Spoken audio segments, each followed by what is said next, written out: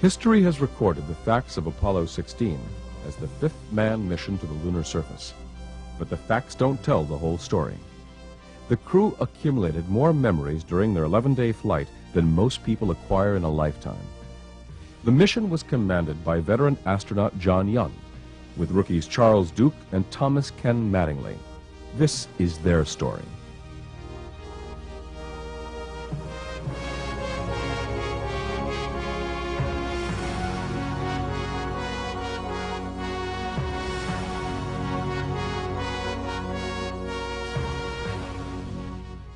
The story of Apollo 16 actually began in the days just before the launch of the ill-fated Apollo 13 mission. The prime crew of Apollo 13 originally consisted of James Lovell, Fred Hayes, and T.K. Mattingly, while the backup crew consisted of John Young, Charles Duke, and Jack Swigert. The prime crew of Apollo 13 spent years together training for this mission and were prepared for the flight of their lives until fate altered their flight plan.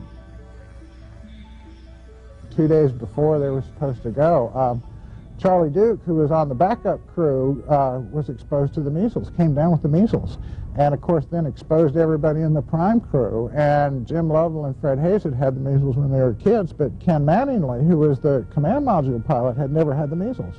So the doctors bounced him from the flight and replaced him 2 days before blastoff with a guy named Jack Swigert, who had been his backup. I mean, and they had never done a crew change that close to a flight before. Never did it again. I had everything to do with TK not flying on Apollo 13. Had he gotten German measles on the way, when he was out there on the moon or around the moon, that would have been horrible. He could have been sick. It could have been life-threatening, and from the standpoint of the mission, he would not have been able to perform. Having concentrated 7 days a week, 24 hours a day on an event that's suddenly denied for what you feel is an unreasonable reason, even though intellectually you know that it's a sound decision, emotionally you feel like you've been cheated from something important. I don't blame Tom Mattingly for being upset about it, because I think he knew in his own mind that he probably was immune and that it wasn't going to be a problem, but we had no way of proving that. And I've apologized to him profusely many times since then, but I think he's gotten over it. On April 13th, 1970, only 2 days after the Apollo 13 mission began, one of the oxygen tanks on board the spacecraft blew up and ruptured the backup oxygen tank, causing the spacecraft to lose electrical power, water, and oxygen. This forced the crew to use the lunar module as a lifeboat. Astronauts Young, Duke, and Mattingly worked feverishly for 5 days straight with thousands of fellow astronauts, engineers, and scientists to help bring this crew back alive. The Apollo 13 successful return was a brilliant demonstration of human ingenuity in a life-or-death situation. Mattingly's contribution to the success of bringing his friends back alive certainly did not go unnoticed by NASA management. Deke Slayton, head of the astronaut office and in charge of the crew selections, made sure that Mattingly's actions were duly acknowledged. I don't remember what the regular sequence was. It was like 3 flights. If you were backup from one, you would expect to fly as a prime crew on about 3 flights down the chain. I don't know when, but not too long after the mission was over, Deke told me that I have another chance to go fly. So I still came out of being pretty lucky, and in retrospect, we know I came out very lucky. Young, Duke, and Mattingly continued to work loosely together for about a year, until they were officially designated as the prime crew of Apollo 16. The Apollo 16 mission objectives were to land at Descartes in the Lunar Highlands and to bring back the rocks, put out the Lunar Scientific Experiment package, and do all the things you had to do in 3 days of exploration of the surface up there. But John Young was was a test pilot still is today. And you got everything out of John Young that you could ever ask for. If you asked him to do something, he was going to get it done. Because he does things the right way, the best way, and gets what you ask for.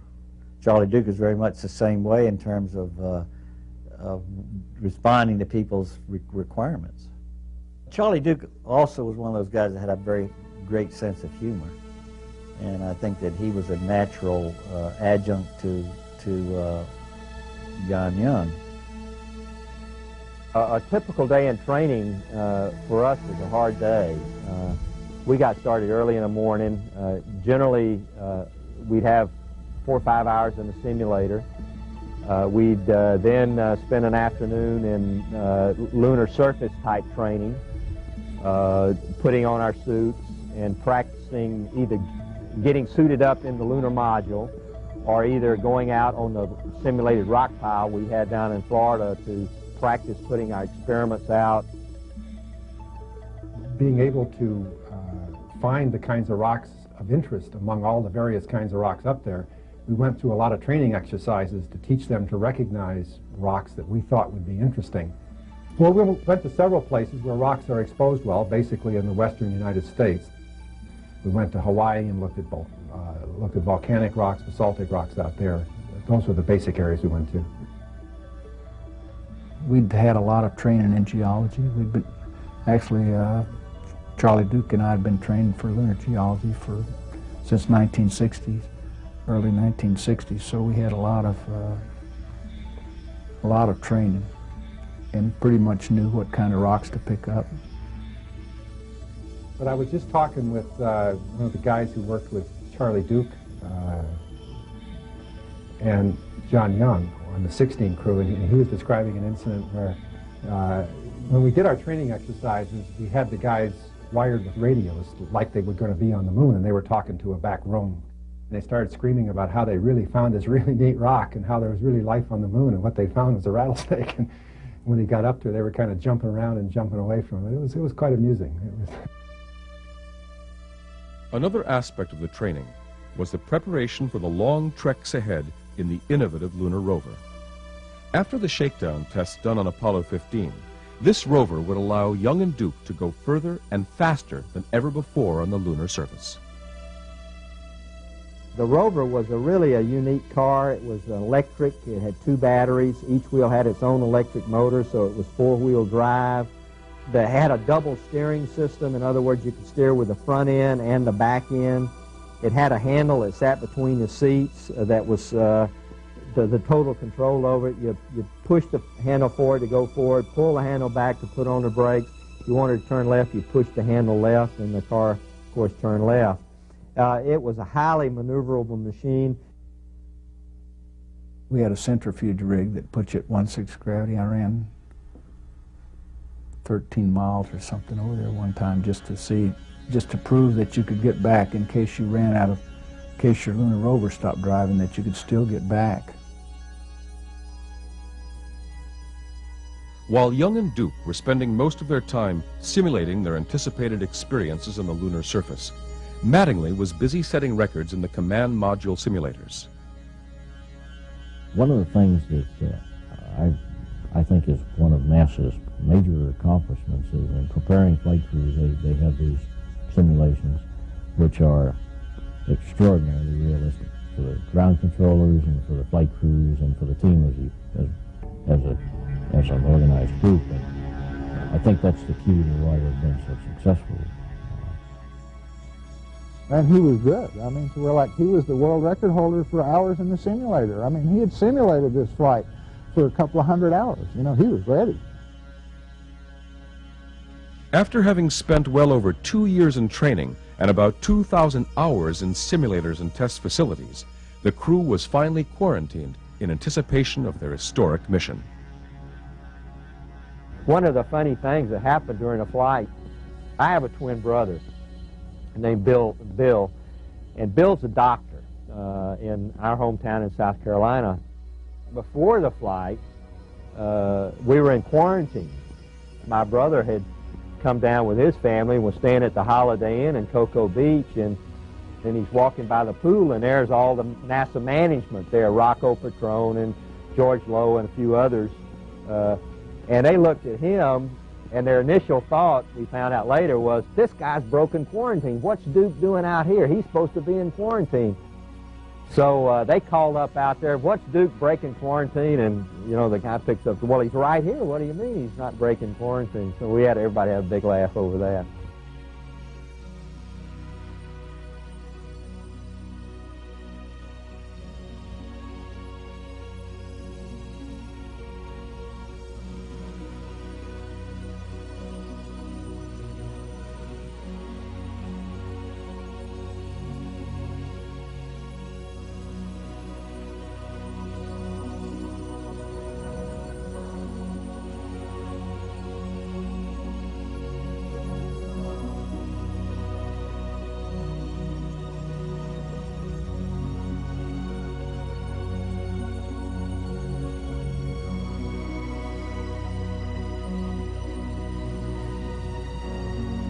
Once young Duke and Mattingly were strapped in, there was nothing more that they could do but sit there and ride on 7.5 million pounds of thrust once the launch began.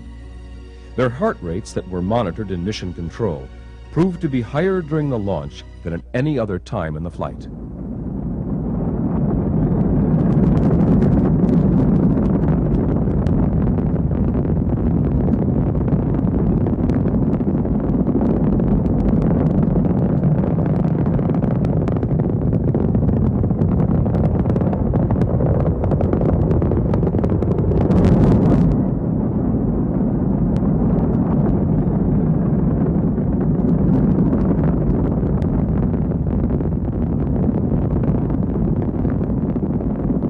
Sitting on the top of that critter are three very nervous people.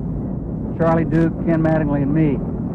People said that when that vehicle left the ground, it shook so much that the ground vibrated. You couldn't prove it by me. I was sitting in the top of it. I think my knees were shaking. But there again, it was vibrating so much you couldn't tell. But I remember the vehicle really started shaking from side to side. It was just a slow acceleration as it lifted off. It took 10, 11 seconds to clear the tower, and I thought they'd never say tower clear. And the whole time it was shaking like crazy. I thought there was something wrong with it. I didn't know whether it was going to go in orbit or not. But John was real cool, and he said we'd go, and sure enough, we went, shaking like crazy during the whole first stage.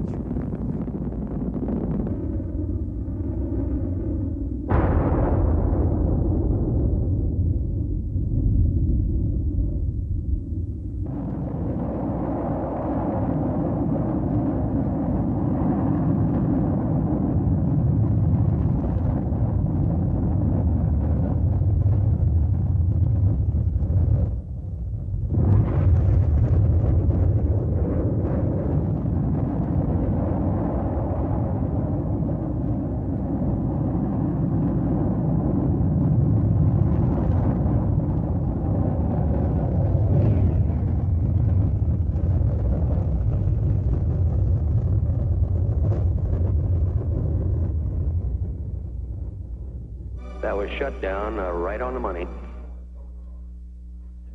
You are go for orbit, go for orbit.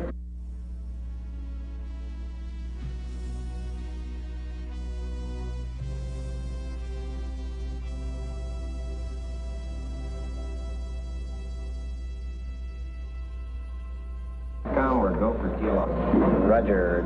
Guys, I've got the word you wanted to hear. You are go for TLI. You're go for the moon. After the crew fired their engines for the Trans-Lunar Insertion, or TLI, the main spacecraft containing the crew, known as the Command and Service Module, detached from the fourth stage rocket booster and turned around to pick up the lunar module that was tucked away in the booster. When we turned around and saw the lunar module, it was like that, and those flakes coming off. It was really scary. We thought we had a fuel leak, but it turned out we didn't. The crew settled down for their 3-day, 240,000-mile adventure to the moon, while still looking back over their shoulders at the planet they just left. Yes, we looked out the window, and the Earth was in our window just like that, in the black ground, and it started to get flat. You no longer saw it in 3 dimensions. It's about that time when you're going to the moon, I personally and the other fellows that were with me, we started to wonder if we hadn't bitten off more than we could chew. They'll talk to you about the Earth more than the moon, more than anything else. I mean, they'll talk poetry about what the Earth looks like as you're getting 10,000 miles and 20,000 miles and 50,000 miles and 100,000 miles, and and everything you have ever known. You know, I mean, like the whole history of the human race is getting to the point where you can cover it up with your thumb. And that's a very powerful psychological force.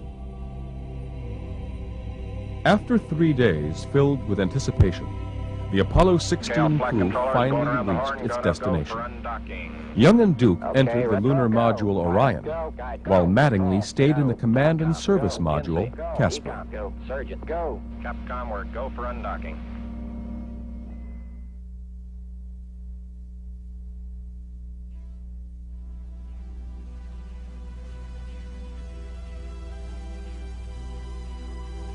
Just after the lunar module detached from the command module, Mattingly tested the main engine's primary and backup steering systems before he was to fire the engine to correct the spacecraft's orbit.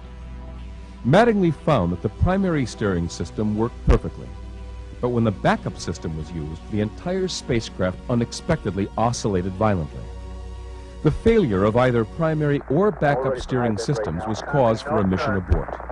If this problem proved to be a system failure, then the crew would have to return home immediately and hope that the remaining steering system would not fail as well. Get them back together, get the things back that they want, get them mentally prepared to do what they're going to do. But now, don't take that as input. I'm talking out loud. I didn't want to say something unless I'm sure. I don't see any way we can continue on. Okay. It looked like we were going to abort, and you can imagine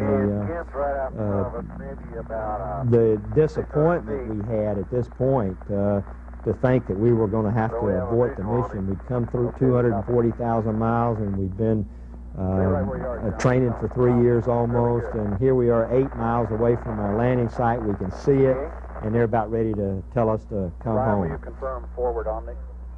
I just don't much see how we can make it on this next trip. I think you guys ought to continue to work. You'd say only do it if you had a failure on the primary. Well, how would you ever get the damn thing trimmed then? Well, I would. If I had a failure in the primary, I'd shut it down. Coming back kind of initially from... With the near-fatal Apollo 13 mission still fresh in everyone's memory, all of NASA's engineers, astronauts, and contractors immediately swung into action to either help Mattingly solve the problem or abort the mission and get the whole crew back home safely as soon as possible. Well, that's another one that they're working. So they started looking to see what the options were from a trajectory point of view. And in the midst of this, some of these simulations started to surface in the back of people's minds. We had another rule in the simulation. It's important to remember that you never quit until you'd reached a stable or a safe position. You know, while things are out of control, no matter what the simulation was scheduled for, you would continue to run it until the team had found a solution. Okay, filter initialization. Meanwhile, Young and Duke were sweating things out in the lunar module, not sure whether they'd have to abort the mission and redock with Mattingly in the command module, or if they would be able to continue with their mission. For about 4 or 5 hours, I figured we didn't have a prayer at landing on the moon because of that engine. We was going to have to turn around and come home as quick as we could. It was discovered that a broken wire in the backup system caused the oscillations and vibrations. Mattingly would have no real troubles in steering once the main engine fired. After a lot of nail-biting, the crew was given the green light to proceed with a lunar landing. Well, have at it, babe. So we're going to try it. You do have a go for another try here at From the time that we would see the spacecraft on its final pass as we moved towards descent until the time we had landed on the moon was about 30 minutes. We had about 15 minutes to take a look at the spacecraft, make sure everything was go. We had the proper tracking information, et cetera, et cetera, et cetera. And the systems were all go, and then we would go through their final series of checks and make the commitment to start the descent to the moon. Take over, Charlie. Okay, fuel is good, 10%. That comes the shadow. Okay, 200 feet. Crew is oriented, and they actually start performing what you'd call as a retrograde burn. They're slowing their orbital speed down, so the lunar gravity starts pulling the spacecraft down towards the moon. Looking good. Perfect place over here, John. A couple of big boulders. Not too bad. Okay, 80 feet. Down at 3. Looking super. There's you see the shadow stop. That means he's leveled off. Okay. And you see the engine blowing out the dust just everywhere. Because the moon is covered with dust very, very fine like powder. The little black rods you see below the landing pads are electrical probes, and when they hit the moon, they turn on the lights at contact, you shut the engine down, and you dropped in the last 4 feet. And it was like, Yahoo, Houston, old Orion is finally here.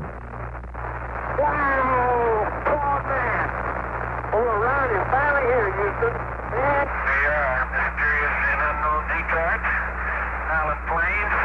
Apollo 16 is going to change your image. And it started frame count number 4. Okay, Bravo 4. And keep count how many times you blow off the dust. Well, it didn't work, so... Oh, look, this thing says lock on it, Charlie. Okay, this goes to the other seat. Charlie, this thing tells you what to do. How about that? The new first. This is so super. Oh, boy. Hey, John, this is perfect with the LIM and the rover and you and Stone Mountain and the old flag. Come on out here and give me a salute.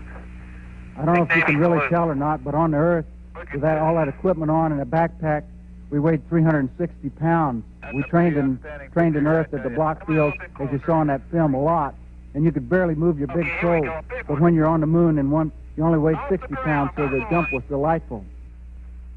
There we go. One of their initial responsibilities was to set up the first space-based telescope, known as the ultraviolet camera and spectroscope. This allowed scientists for the first time to photograph deep space objects without the interference of the Earth's atmosphere, and prove beyond any doubts the many advantages of the moon becoming a perfect base for astronomy. Another experiment package that was to be deployed was a heat flow experiment that was to measure the movement of heat from the moon's interior to its surface. Both Young and Duke had performed the setting up of this experiment hundreds of times in simulations, and had no doubts as to its ultimate success. One of the big experiments, drilling a hole into the moon while John is working on the power station. Unfortunately, as he walked away, you'll notice his left foot, he gets his foot caught in one of the cables, and just right there he ripped it loose. Unfortunately, that was the electrical power to the experiment I was working on. That cable. Oh. Cable. Watch the cable. Cable number 1. Heat flow. Pull it off. God, I'm sorry. I didn't even know it. That was something I'd done many times in training, and they said it wasn't like that, but they fixed it for Apollo 17. In fact, on Apollo 17, when Jack tripped over the central station, they drug the whole thing along, didn't hurt anything, so they fixed it real good. We should have had it fixed for Apollo 16. There's another case where you find out something in training and you don't do something about it, it bites you.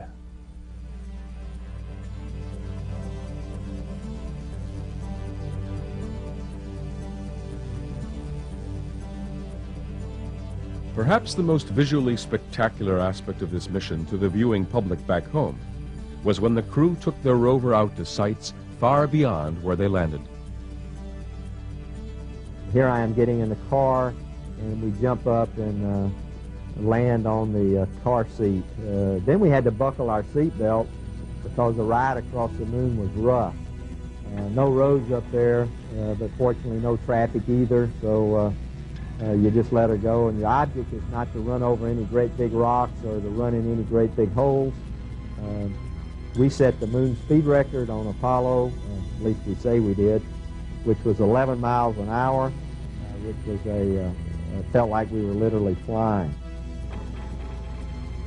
I think that the thing I remember about Apollo 16 was John Young driving that rover around the surface of the moon, trying to figure out what its capabilities were, turning that thing around corners and driving it like it was a Le Mans race. I thought that was fantastic. All the traverses were designed so that the furthest point away was early in the traverse, so you'd still have the oxygen to get back in case you did something like knock a wheel off a rover. Always a possibility in those block fields that you could go in there and tear the axle right off.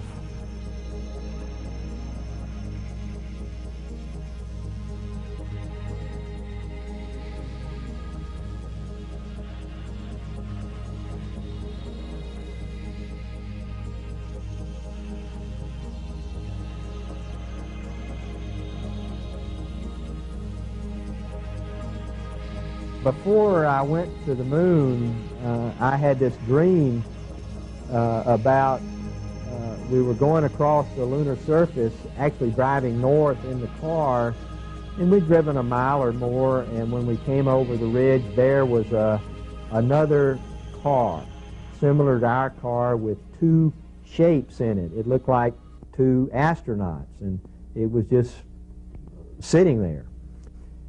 All this is all in my dream now. I ran over there and pulled the visor up so we could see who it was, and as I pulled the visor up on the person on the right, I was looking at myself. Turned out astronauts were dead, and Charlie didn't tell me that dream before he went, and I was glad he didn't. I would not like to have known that. There's a rock in the near field on this rim that has some white on the top of it. We'd like you to pick it up as a grab sample. This one right here? That's it. This one right here? That's it. You got it right there. Okay, that's a football-sized rock. It's a great Scott size. Sure you want a rock that big, Houston? Even though Mission Control had Young and Duke working hectically to accomplish their duties by picking up moon rocks and setting up experiments, there was still enough time to take advantage of their unique view of Earth. And that's what you can see when you get on the moon. The Earth is 230 or 40,000 miles away, and when you hold up your thumb like this, you can only see the blue clouds, the blue surface and the clouds, and you can hold up your thumb and cover up the Earth. And if that doesn't worry you, well, nothing ever will. And I do remember one time holding my hand up, and underneath my hand was the Earth.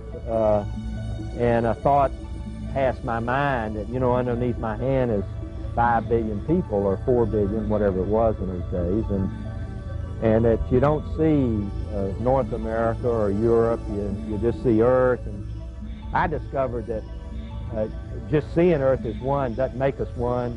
You got to have a heart change inside. And that's what is going to make us one, is that we get a change of heart. And only God can do that for a person.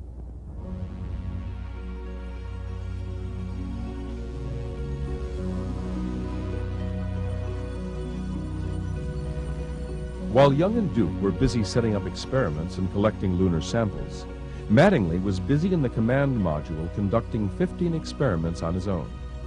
Along the way, Mattingly also set the U.S. record for the longest solo flight of 81 hours and 40 minutes, a record that still stands today.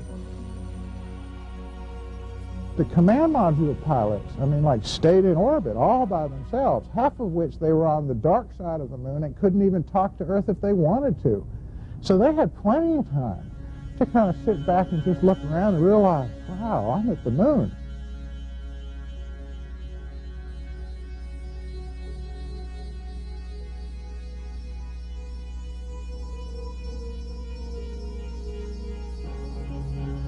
You know, they carried music with them. You know, every astronaut was allowed to carry a tape with their own favorite tunes.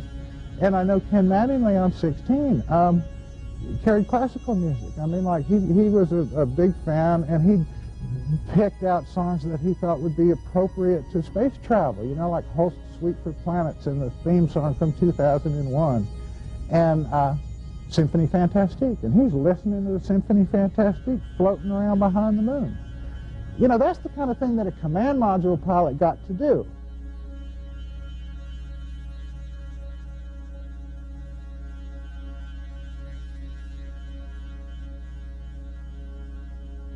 You know, the moonwalks, they invited the families to come mission control.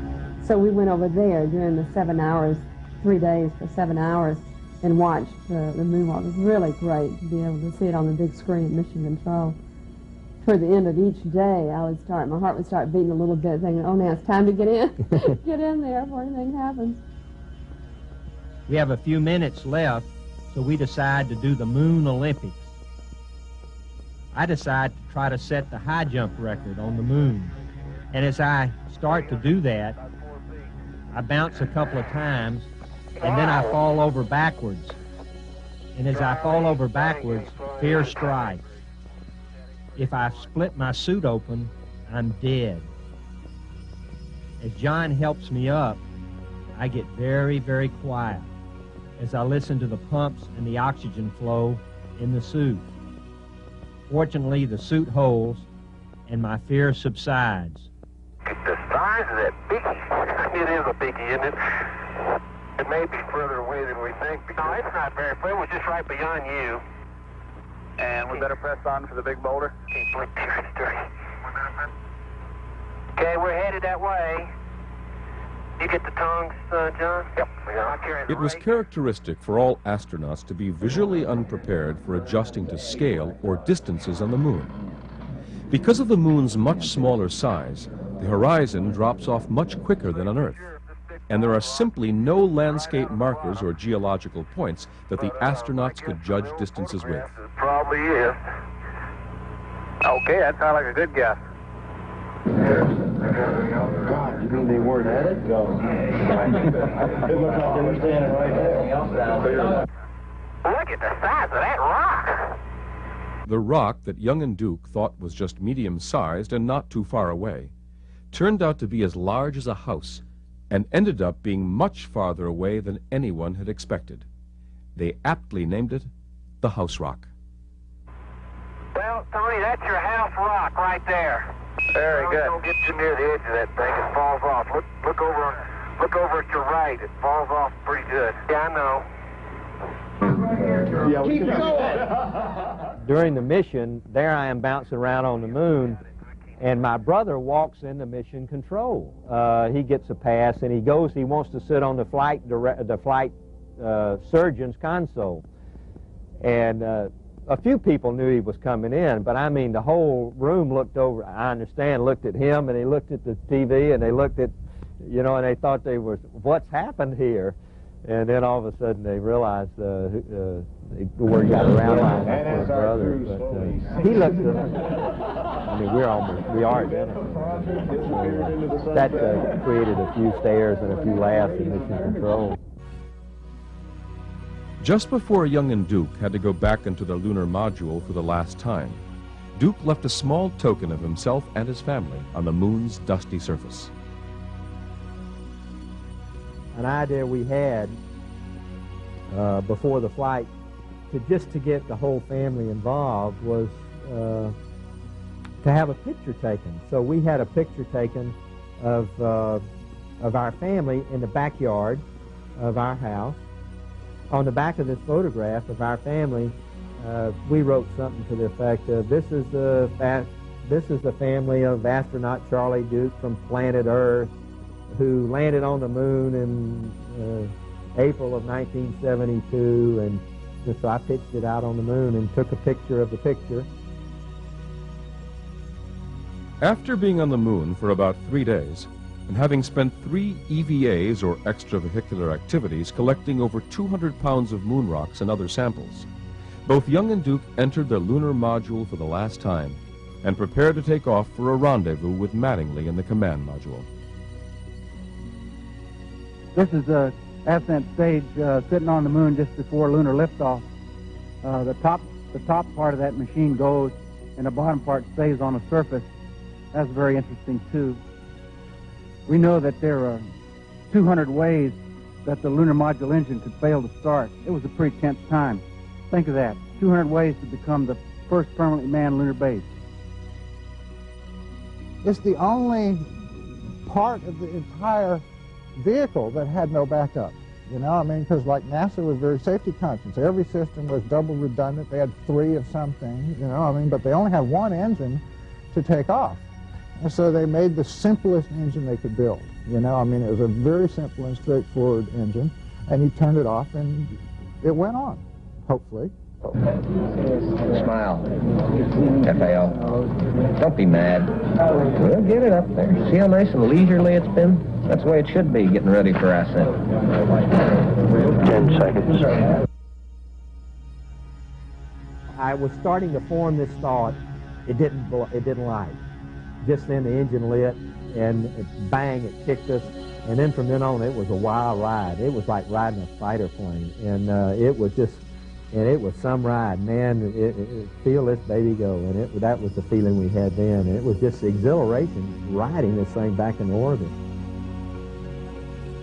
And right there is the descent stage, and back there is the rover. And if you look real close, you can see tire tracks and footprints all over the place. But if we accept the thing that the President said we would do, more human solar system exploration, you know, it won't be too many years before somebody would be wanting to pave a lunar freeway right through this place. A lot of people think that we did all this moon work in a secret movie lot in Arizona. And this proof positive that we were there. And of course, I have the gray hairs, and so does Charlie Duke, to prove that we were up there. Especially the old-timers in South Carolina, you know, we did it with mirrors in Arizona or something, you know. It's amazing how many people don't believe we actually went to the moon. And I tease everybody. I say, well, I don't know where they sent those other guys, but I know they sent me to the moon.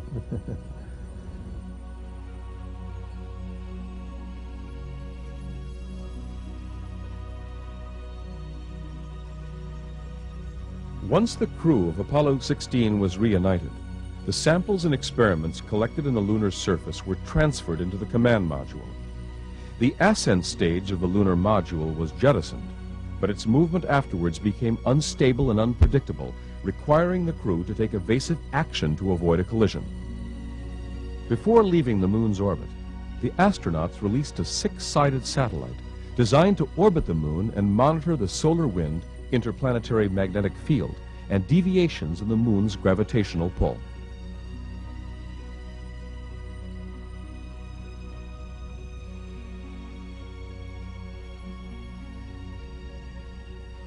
Shortly thereafter, we turned our spaceship around so we could see the moon, and the moon literally just began. We were climbing so fast, the moon just literally just began to shrink, just like that.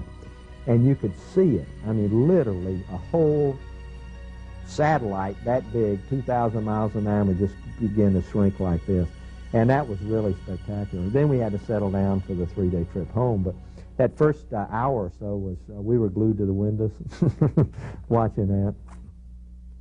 While on the outbound trip to the moon, Mattingly lost his wedding ring. After searching in vain for over 7 days, he had given up hope of ever finding it. One of the crew's final responsibilities was to retrieve the film canisters of photos Mattingly took of the lunar surface and experiments that were conducted while in lunar orbit. With Duke standing in the open hatch, Mattingly conducted a 1-hour and 24-minute tethered EVA. It was during this EVA that Duke saw the ring float out of the spacecraft.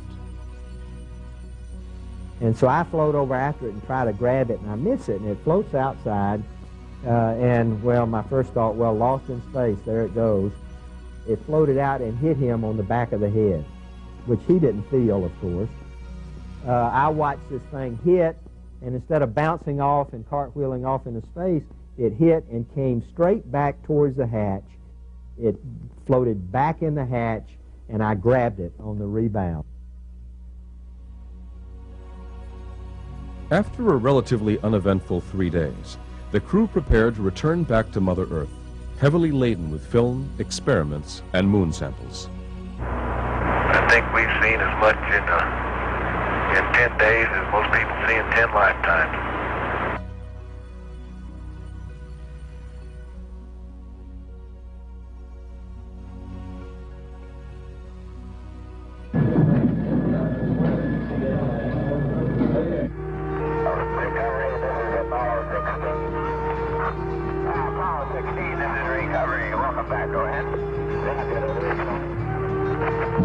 That is beautiful, isn't it?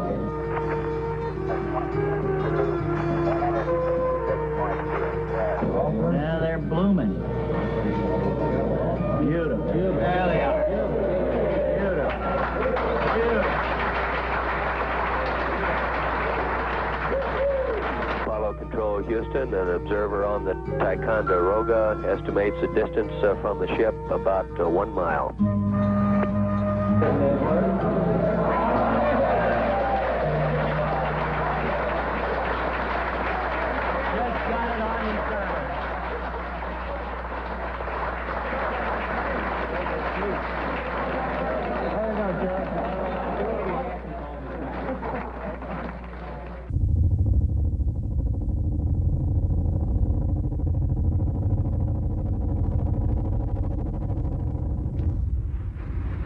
Well, the complete mission, this is true. We've always had, I won't say it's a superstition. If you look at a lot of the hype you see in TV and movies, they see us celebrating virtually every event in the mission. That is not the case. We celebrate only when the crew is safely in Apollo on board the deck of the carrier. Basically, we hold back until we are absolutely sure that our job is done. Then we will sit back and we will celebrate.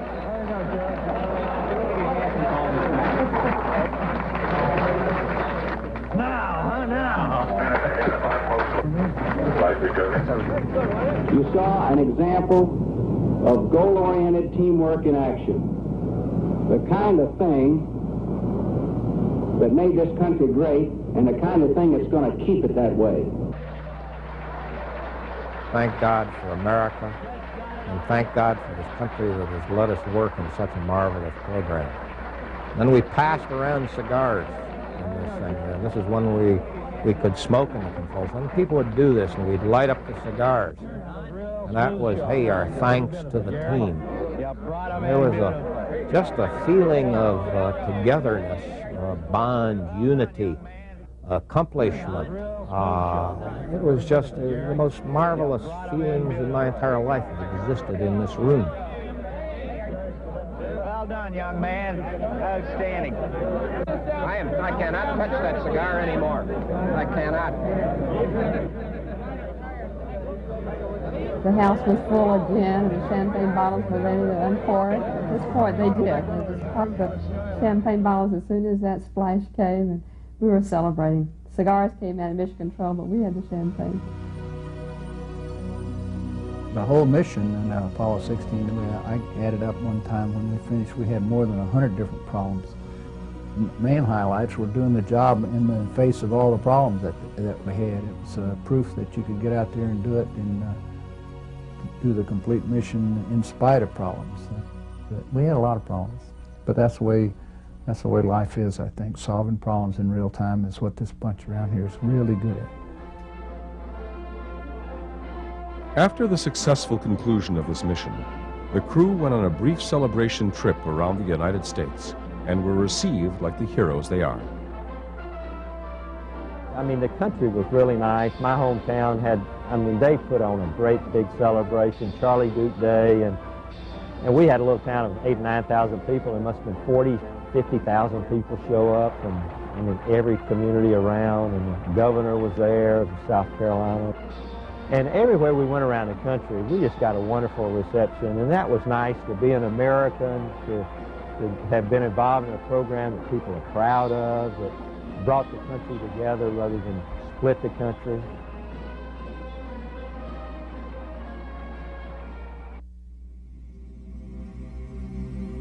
John Young went on to become the commander of the very first shuttle mission in 1981, and also commanded a second shuttle mission 2 years later, setting the record for the most trips into space. Young decided to stay with NASA as the special assistant to the director of the Engineering, Operations, and Safety Division at NASA's Johnson Space Center. His 30 years of service as an astronaut was recently honored when he was awarded the Outstanding Leadership Medal by NASA's administrator, Dan Golden. Recently, John was asked why, after such a lifetime of achievement, after so many other astronauts have retired, that he still came to work at NASA day after day. And he said simply, because there's so much left to do.